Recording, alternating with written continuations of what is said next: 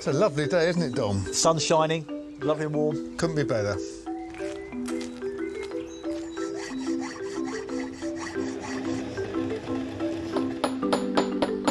Straight, flat. Looking pretty flat to me, look at that. Perfect. In the repair shop today, it's chocks away for Susie, repairing a war hero's crumbling kit. I've worked on lots of these flying jackets, and this is by far the worst I've ever had to try and do something with. While Jules tucks into a tasty little repair.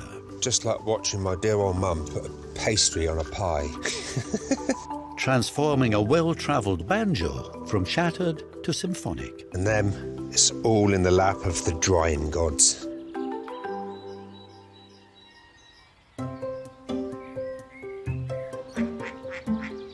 First to wing his way into the repair shop, Nick Cope from Doncaster.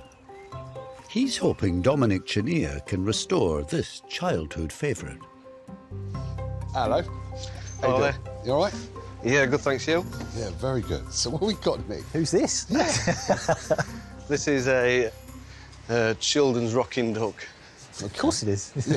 Yeah. As you do. It was originally bought by my grandmother for my mum's sister, Michelle, back in 1959. My mum was nearly 20 when Michelle was born, so she was quite a lot older than Michelle. Yeah. They spent a lot of time together. My mum being the age she was and, you know, having a new sibling. Yeah. But she was tragically killed, age 4. Oh, my. Yeah. She was getting an ice cream and she'd run out from behind the back of an ice cream van. Yeah. So this was then taken by my mum and she kept it in the family since then. So it's got memories of Michelle? Yeah, I think that's why she held on to it, because what happened to my auntie. Yeah. I mean, she's featured throughout our lives. We've always grown up knowing about Michelle. She'd recognise her birthday and things like that. Yeah. And then it's just been in... Mum's kept this in the house since then? Yeah, it's always been kept at my mum's. So we've all played in it. Myself and my 2 brothers. OK. All my children, they've all played in it. Right. All my nephews and nieces, they've all played in it as well. I can see the wear and tear now. Yeah. Lots of kids have had lots of use out of it. So when was this last used? Probably the late 90s, about 1997. 1997? Yeah. Why do you want to get it fixed? Well, my daughter's got a son called Fred, Okay. and he's sort of like right about the right age to be playing in it now. Oh. So what would you like Dom to do to this? I'd like to see it obviously functional again if I can. Okay. I mean, there's that comes off? Seats come off. There used to be a bar Right. that secured the child in at one point. OK. But that's been missing since 80s. I don't know. Did the duck ever have any eyes? Yeah, look, this one, you can see this one. Yeah, if you look closer, you'll see that they're actually Just. painted off. Yeah, just the back. Faded. That's all those years of clinging on for dear life. Yeah. You know? With no safety bar. Yeah, exactly. Is Mum still with us? Yeah, Mum was, yeah. OK. I think she'll be overwhelmed to see it. Just to restore it, it'll obviously bring back some memories for her, and obviously for her great-grandchildren to be able to use it be a great pleasure as well. Yeah. Nick, thank you for bringing this in. It's a beautiful thing. Thank you. Thank you both. Thanks very much. Bye-bye.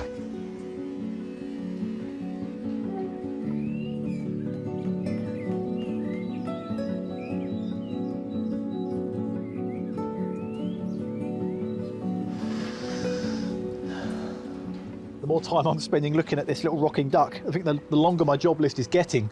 I mean, it's clearly been well used and well loved for many years, but structurally there's quite a few things that I need to sort of work my way through. I really hate to say it, but I think this original upholstery is going to have to be replaced. I would love to keep hold of it. It looks really beautiful, but all of these sharp, raw edges are just... I wouldn't feel comfortable putting a kid in this like this. So I think it's the safest option to use this original fabric as a template, but replace it. I also want to touch up the paint a little bit. Eyes are such funny things on toys and old things like this. They can be the make or break of a toy, really, especially when kids are concerned. You can make something absolutely terrifying by painting the wrong shaped eye. So that eye is very, very important. This head is pretty much falling off, so I'm going to just finish the job, undo these loose nuts and bolts, and try and remove this head. We are lucky enough to have a lot of wildlife around us here at the barn, and there's an awful lot of ducks that like wandering around out the front. I have a bit of a soft spot for ducks, so this is really quite nice working on this. Right, okay, let's see if I can get this seat off.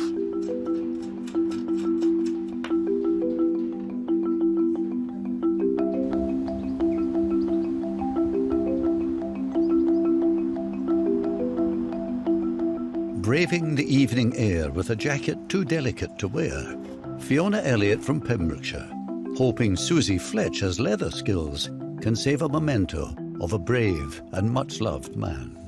Hello. How you doing? I'm doing well. How are you both? Very good. So what you've got there is a lovely... Well, Pop's jacket. No. Pop was a glider pilot in Okay. the Second World War. So you say Pops, that's your father. Father, And Ian his- Bonner. When did your dad join up? He joined up in 1942. He was 19. So that would make this jacket around 80 years old. Yeah. So you said glider pilot. is Yeah. what- Did he ever speak to you about any missions that he went on? Yes, he went to Arnhem. Okay. That was on the 19th of September, Okay. 1944. It was to be able to get troops behind enemy lines without them knowing.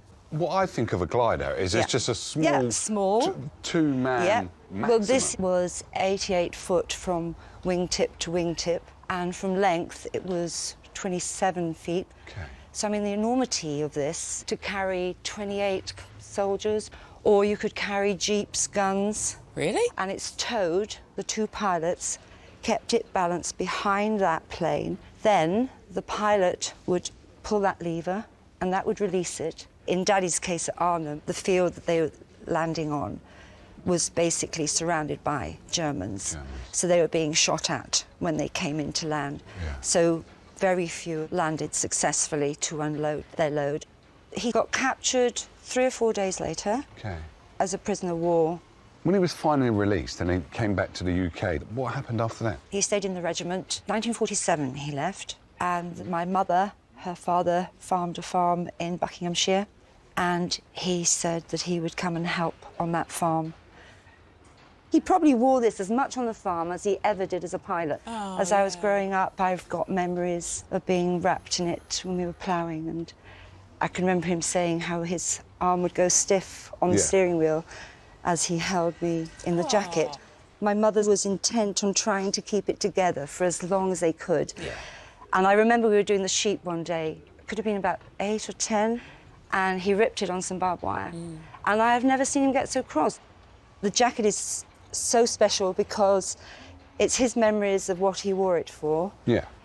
So the condition of it now, the leather, how would you like that to be left as it is, or...? I'm not worried about it being left as it is. Okay. But I think there are some issues with it, with the gaps now. Yes. With Bit the drafty. They're a bit drafty. There was a zip, but I mean, I know that might not be possible because Mummy's toggles are there, so she made it to work for Daddy as well. Yeah. But I don't mind still seeing Mum's stitches there. Of course. Because that's part of Mum. Yeah, yeah. Yeah. And then one day, perhaps, I could put it on, go and check the sheep, Right. and just feel that little bit of warmth again that brings me back. You set me the challenge. Susie, you ready to go to work? Absolutely. Let's Yeah? get going. Thank you. All right. Bye. You You take care now. Bye. Bye-bye. Bye-bye. It's been around a bit, hasn't it? It has been around.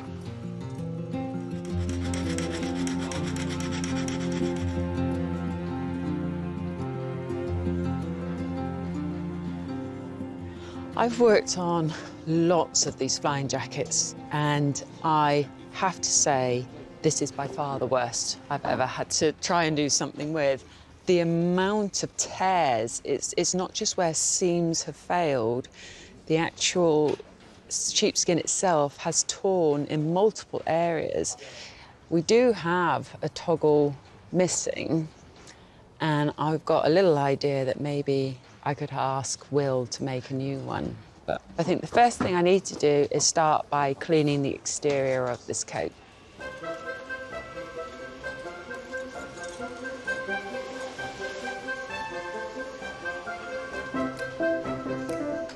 Once I'm happy with how clean it is, I can start with some of the stitching.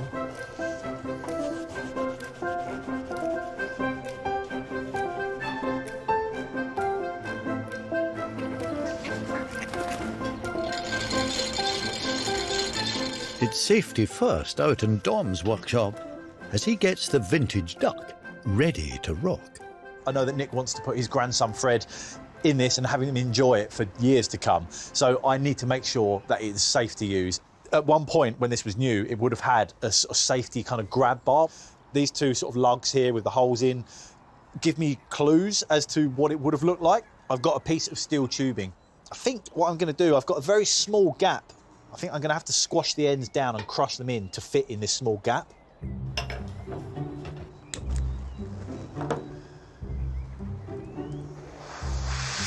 This flame is going to heat this steel up to red hot in no time at all.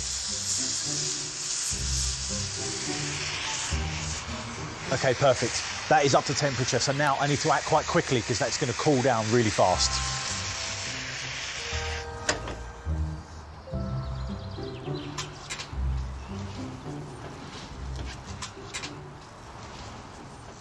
Perfect. That could not have gone better. I need to do the same again on the other side, and that's going to fit in there perfectly.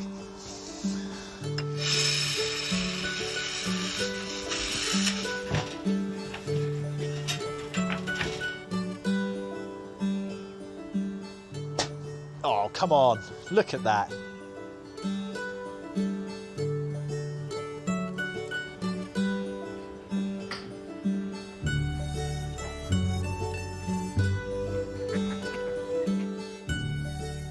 Sonnaz, how's it going? Good, thanks. How are you? I need a favour. I've got the bits, the upholstered bits for the rocking duck. Oh, yeah.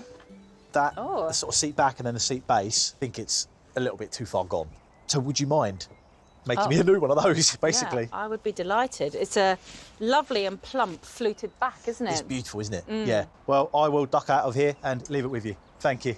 No pun intended.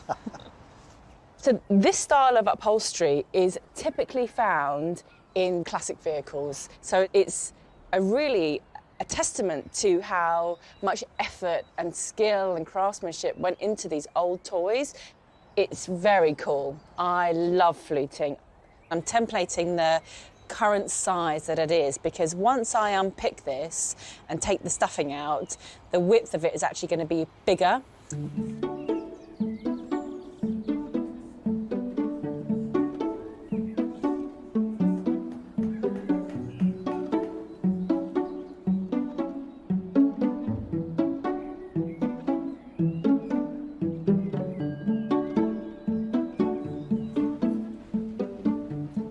I can't put it off any longer. I need to give this little rocking duck his face back. Unfortunately, all of his details, his eye and most of the black was gone. But luckily, on the other side, there was a lot more there to work with. So I've taken a tracing of this side, flipped it over and transferred it to this side. It's always such a daunting thing, having to paint faces, the tiniest little brush stroke in the wrong direction, and he can turn from a happy, smiley duck into a slightly frowning, miserable duck.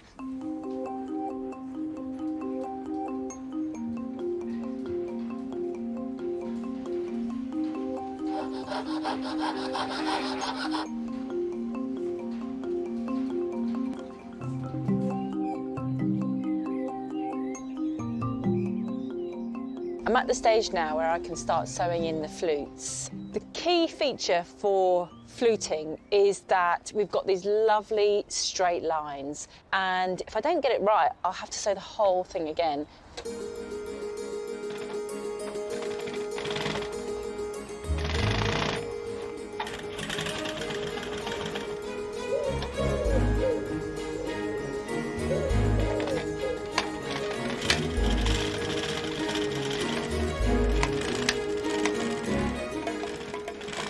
That is the last flute line going in. I am so relieved to say that all my lines are lovely and straight. So now I can get stuffing.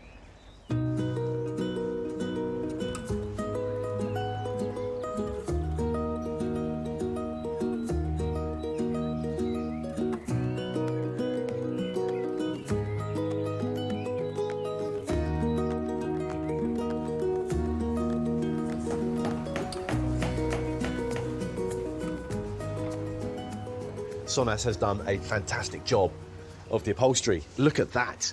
It's brilliant. I just have the job now of trying to get this attached to the metal frame. Easier said than done. In an ideal world, I would just grow another couple of pairs of arms so I could hold my hammer, hold the rivets, and hold all of the upholstery and everything in place. It's going to be a bit of a juggling act. I just need to be careful. Right. OK, that all looks good. I've got my washer in place. I'm going to do it. First one's going in. These rivets are made of aluminium, which is a very soft material, and you can see by using this ball-peen hammer, this rounded end sort of persuades the metal and sort of mushrooms it out and flares it out. Although the first one's gone very well, that was the easy one. As I work my way round this curve, it's all going to start closing in on me and get harder and harder to actually get my hand in there and my hammer in there. So slow and steady, I think, for this one.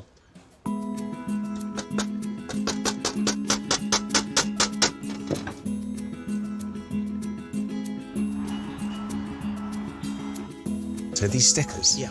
I may have to do the same to my one over there. Luthier Julyan Wallis is next on duty. Hello. Hello. How you doing? Not bad, yourself? And Morgan de Bruler is here to ask for his expert help. So what's this? This is a very old banjo. It was my father's. Yeah. And he passed it on to me 2008 was when he passed away. He had it from a child. It was given to him by his father. Oh, OK. It was given to his father by his father. Oh, wow. So it's been in the family for a very long time. I guess around the turn of the century. Turn of the 19th century, yeah. That's right, yes. Yeah. Wow. And what was your dad's name? My dad's name was Curran. He was born in Chicago. He left America during the draft for the Vietnam War. He was, I guess, a conscientious objector. He decided to take the route of playing music and spreading peace that way. He was travelling through Europe, Southeast Asia, ended up in India for about 8 years. 8 years? Yeah, that's right. Music was always there with him during that journey, and the banjo physically was with him during the journey as well. Yeah. And it's got this history sort of embedded in it. Your dad sounds a real character. Yeah. He was a very interesting character, yeah. There was two sides to my dad. So there was this fun-loving, free-spirited guy, and then there was very serious college professor. His life was about academia and his search for knowledge. Yeah. He settled on the UK sort of around about 1975. I remember through the 80s living on the farm where we grew up, listening to my dad playing the banjo and playing the songs that he used to sing. Oh, lovely. Music that was at the heart of his life, really. He was so proud when he found out I'd been playing the guitar. He'd phone me up and asked if I would come and maybe visit. He was ill at the time. I think he believed that he didn't have much time left. Said maybe it's a time to sort of get together and start jamming again. We played lots of folk stuff from the 60s. He used to really let rip. He had a good voice on him. That moment must have been so precious. Yeah, it really was, yeah. I knew that he didn't have long left, so we were doing what he loved best. We could spend hours drinking port and playing instruments. Wonderful. It really was the best way, at least for me and my father, to bond. Yeah. Was over music. And I wish I could do that again, but I feel like he's always with me when I'm playing the banjo. So what would you like me to do? What would you like to see at the end? It'd just be nice to have it in a playable condition, to be able to play it for my family. Keep the legacy going. That's right, keep the legacy going, yes, indeed. I can see something quite blindingly obviously wrong. The head is split. There's a few tension hooks missing. I'm not sure if it'd actually make any difference to the banjo itself. Obviously, aesthetically, it does alter the appearance. Yeah. It's been played by 4 generations, and obviously a lot of history in there. A day doesn't go by when I don't play my other banjo at home. It'd be great to have it in a condition where I could play this one. Yeah. Would just mean the world to me. I'll do my best. Thank you very much. Take care of yourself. Cheers now.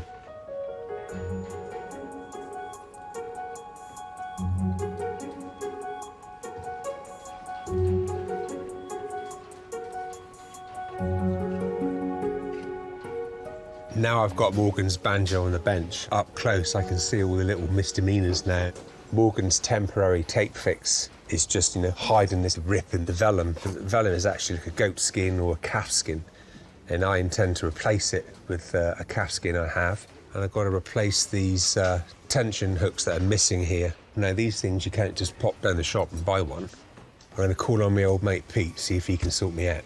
Also, some of the fittings will probably need nickel plating as well, since they've gone a bit dirty and dull, and the nickel's worn away, so we need to get them looking nice and shiny for Morgan. So I've got quite an extensive list of what to do here, but it all begins with loosening the strings.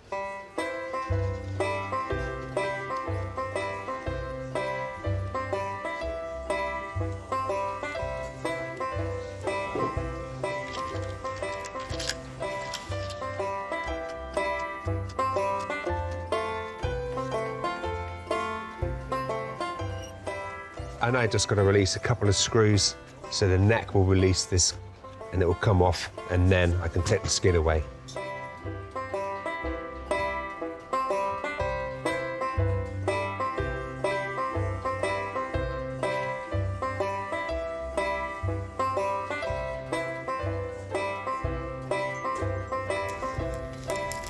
I can just feel it coming. Here we go. Wow, look at that. Such an old, crinkly piece of old skin. It's really given up the ghost completely. Right, I know what I'm dealing with now. I have to remove the rest of these attachments, and then it's time for a good clean up.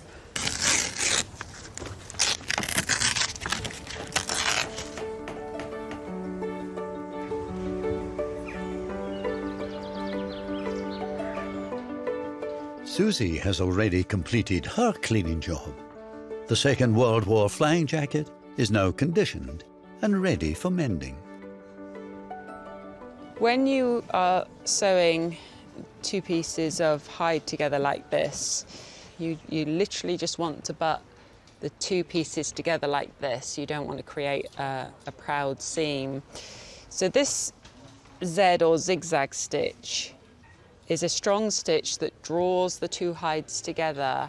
It's a very satisfying way to repair jackets, and you see the end result where it's pretty much invisible where the damage was. It's just going to take me a little while to get there.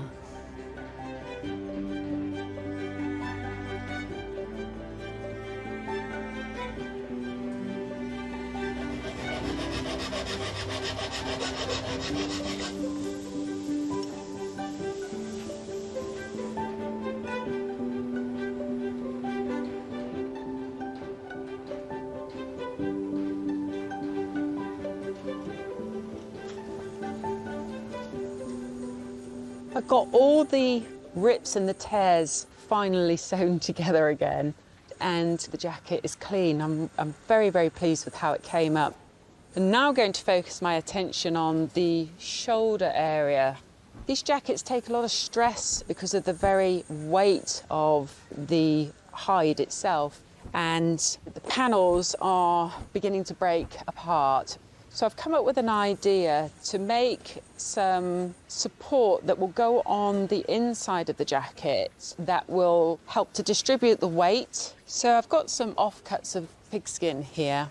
I'm going to just cut out the shapes and then I can sew them together.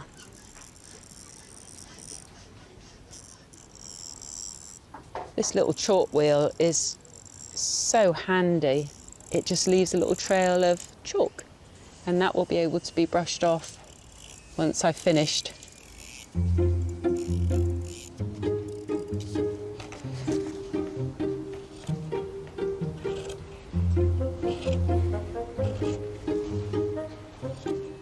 All right, now I've got all the pieces cut out, I can go ahead and sew them on the sewing machine.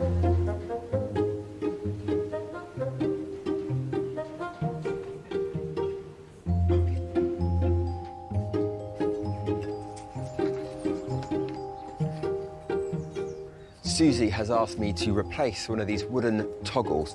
The great thing is she's given me a loose one, and that's going to help me get the measurements for what I need.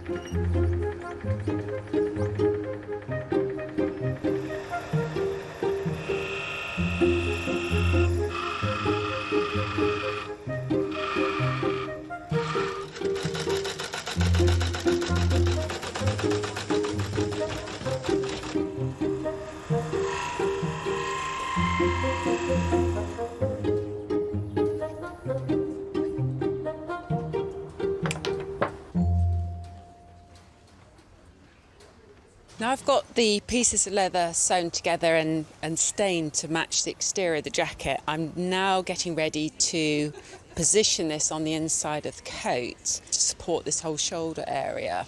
So in effect, it's kind of like this. So I just need to sew all the way along to get this in position properly.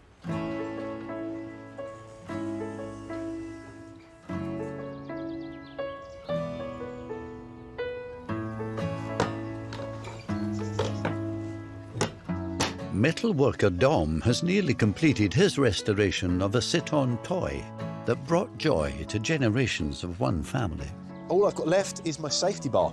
I've added this little bit of grip for Fred so he can hold on for dear life whilst he's rocking back and forwards on the little duck. It's always a little bit nerve-wracking when I'm making things from scratch, if my measurements are all right and if it's actually going to sort of function and perform as it should.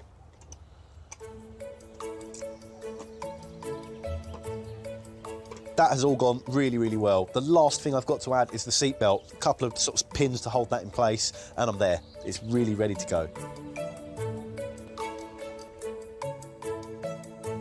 The rocking duck first belonged to Nick's auntie, who died as a young child.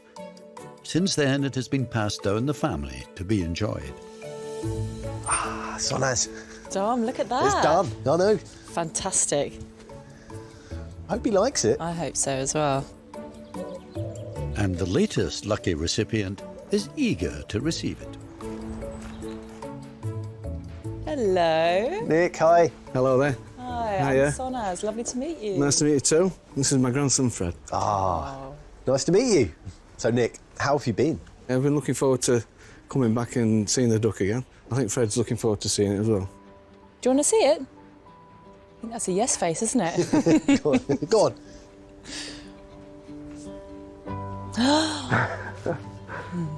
Look at that. What is it? That's for you. That's all yours is to it? play on. It's cool, isn't it?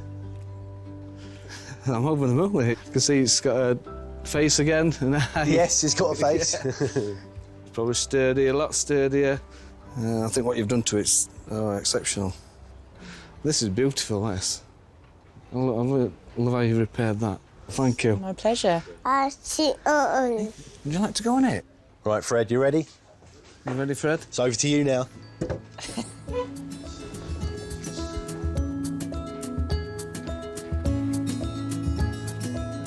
Oh, that's it. Well done. There you go. Yay. Well done. You must be looking forward to getting it back to show your mum. Yes, That's a yeah, good day. definitely. I think she'll be thrilled to see it as well. Yeah.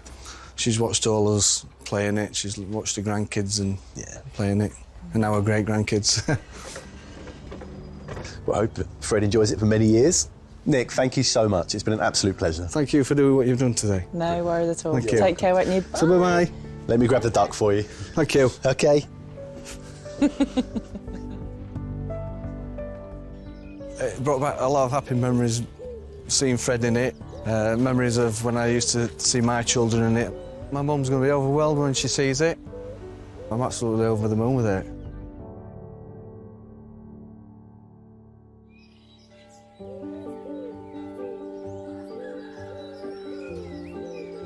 In his quest to restore some rocking of a different kind, Jules is calling upon a fellow musical expert.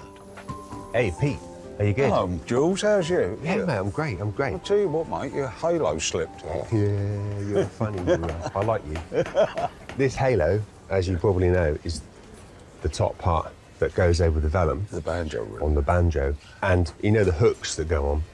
Yeah. Well, I'm missing 10, so I was going to ask you if you could make me 11 just so I've got one more. Yeah, OK. Great. Well, I'm going to put my halo back on. Thanks, mate. Cheers, mate.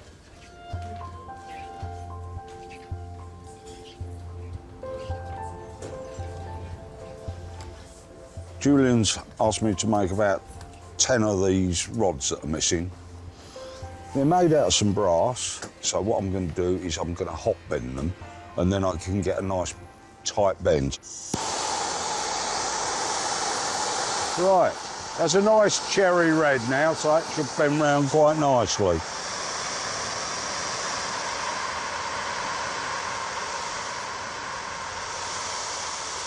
And that one's come out fine. And it will fit on there quite nicely.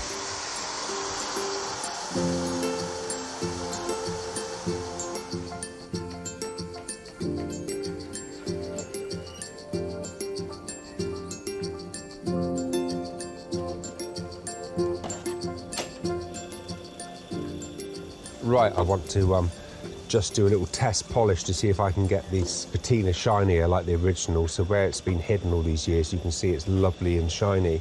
I just want to see if I can get this the same. Filled with trepidation, and mainly because I think when I buff this up, it's not just going to polish it, it may strip it back down to the brass, which is the base material. So anyway, we won't know until we try it, so let's have a go.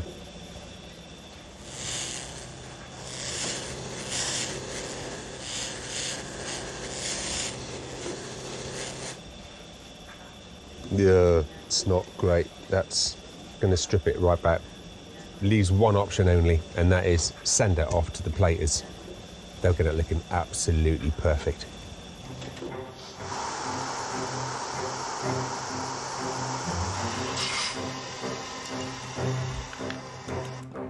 All the hooks are made now. Just got to get them over to the lathe, put a thread on them, polish them up, all nice and ready for the platers.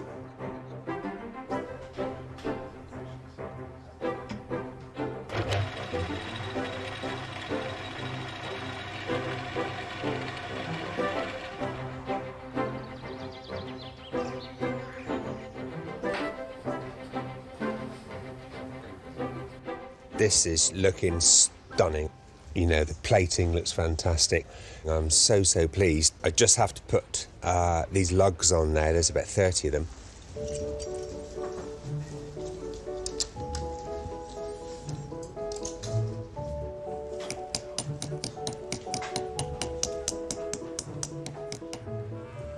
With the tension hooks, I cannot tell which ones Pete's made and which ones are the originals. I mean, they're that perfect.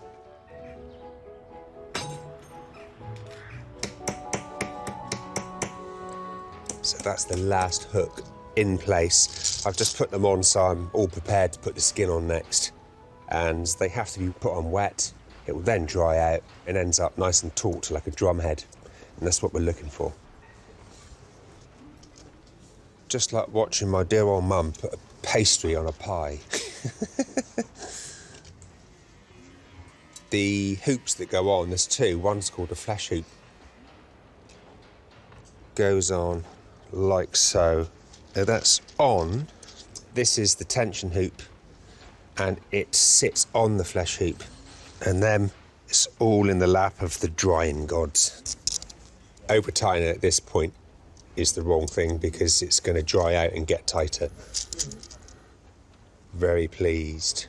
So once I've cut through the excess, I'm just going to let her dry, and then it will be put the neck on.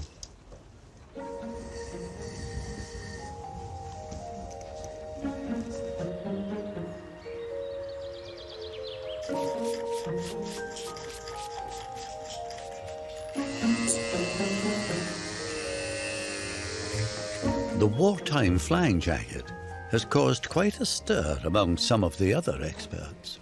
Susie, I'm so intrigued. Yes? It's a nice jacket, isn't it? Yeah. My dad was in the glider pilots. Really? He was in the regiment.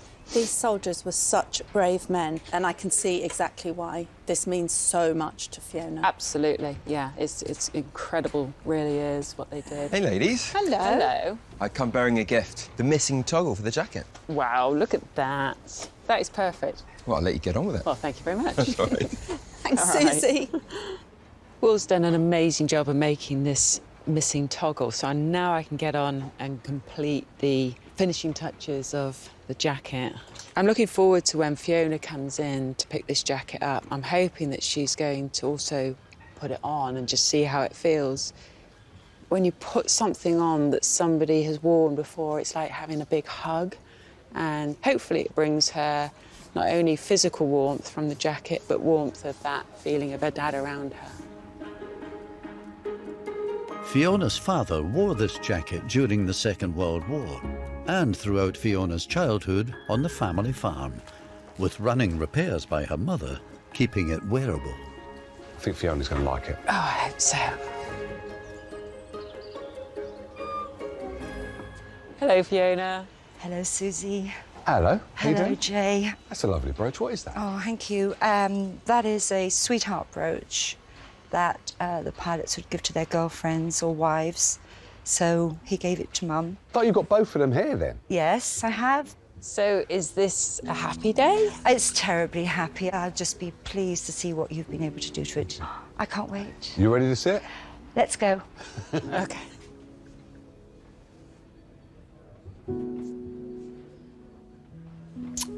Oh. Still got the toggles on that Mum put on. Yep. And the stitches, oh, Mum's are still there. Yes. Oh. There was a toggle actually missing, so Will very kindly made one to match. He made it. Oh, my goodness. In a way, you've kept Mum and Pop there. So important. Thank you. Yeah, really important. Do you want to try it on? I think I'd love to. Oh, and I know when I brought it in, the state. Oh, my goodness. Look at that. Look at that.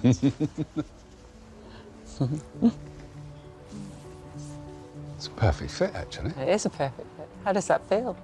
Just at peace with my memories and my luck to have been part of Pop's journey. This is very special. Yeah. Very, very special. Thank you so, so much. It's my pleasure. Bye-bye. Bye-bye. Bye-bye. Bye. When I saw the jacket, I was transported back to those early days as a child on the farm. Definitely when I get home, I'm going to enjoy going up the fields with it and remembering my childhood with Pop wearing it. But also I'm going to enjoy that closeness again that you naturally miss when they're no longer with you.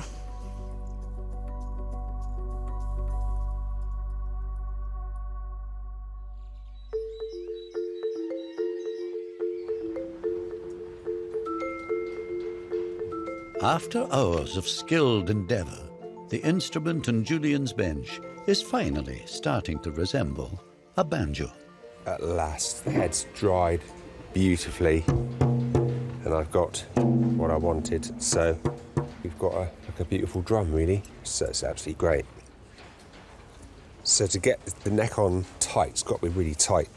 There's actually 2 screws do the job, and they pop in like this. And then the last lug will screw onto the thread, put everything together. Let's see what she looks like. Yeah, it's beautiful. Isn't that stunning? I think Morgan will be well impressed with this. So all I need to do is get the tailpiece on with the strings tied on and string her up.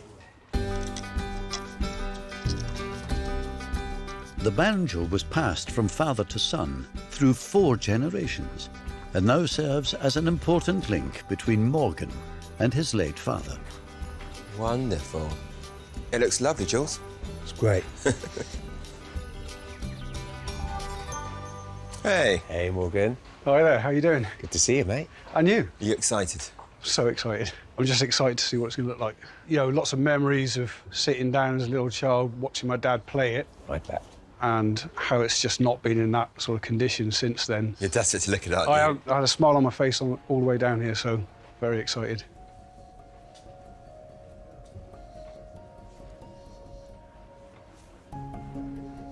Oh my God, wow.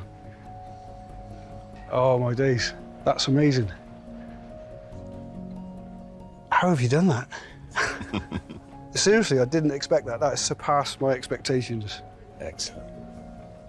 That is incredible. That's absolutely amazing. I think he's happy. Yeah. Yes, I'm more than happy. I just didn't think it was capable of looking like that. I can't imagine what my dad would think if he saw it looking like that. I can't imagine he ever saw it looking like that, or his father either. Thank you so much. You're welcome. Well, don't forget, you can You can pick it up. It's, Oh, of it's course. yours. I can play you something right now. Please do.